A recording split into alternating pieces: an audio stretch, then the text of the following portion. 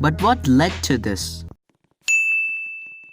The assassination of the heir to the Austro-Hungarian throne, Franz Ferdinand, and his wife Sophie on 28 June 1914 in Sarajevo, as well as the ensuing diplomatic and political crisis, were the prologue of a war long desired by some in Austria-Hungary and Germany.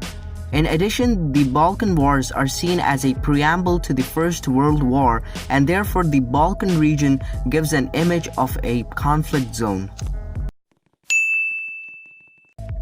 The war began where the assassination took place, in the Balkans. However, the start of the war was preceded by a series of serious political accusations between the European powers, culminating in diplomatic tensions 3 weeks before Franz Ferdinand's assassination.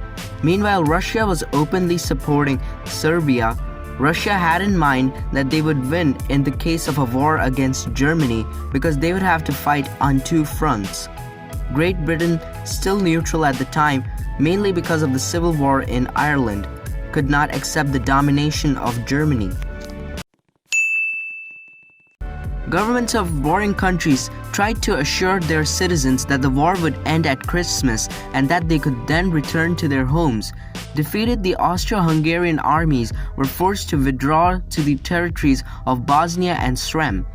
The second attempt of military victory over Serbia began on 7 September.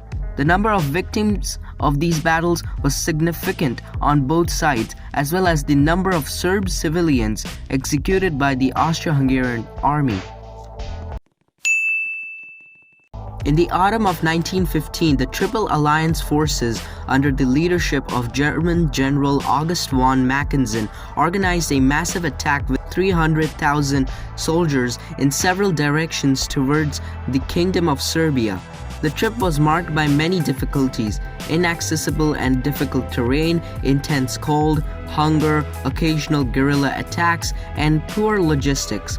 All layers of the Serbian army and society, from the king to generals and officers, soldiers and ordinary citizens, took part in this long journey.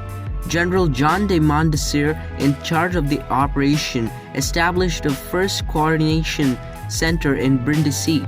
The ships, mainly French, were sent to Durs and Vlora. While France believed that a significant military presence in the southern part of the Balkans was necessary, especially after the failure of the Dardanelles, for Romania and Greece not to join the Central Powers. On the other hand, the Allies had doubts about the local population, very often considered dedicated to the Ottoman Empire and Bulgaria. November 11, 1918 marks the end of the First World War, with the armistice signed between the forces of the Entente and Germany. On the Danube, where the Allied armies found themselves after the successes on the Macedonian Front, a new major offensive was prepared against Mackensen's German army, again forced to withdraw through Hungary to Germany. The armistice was signed in the rail car of Marshal Ferdinand Foch, the commander-in-chief of the Allied forces, at 6 a.m. and came into effect in 11 a.m.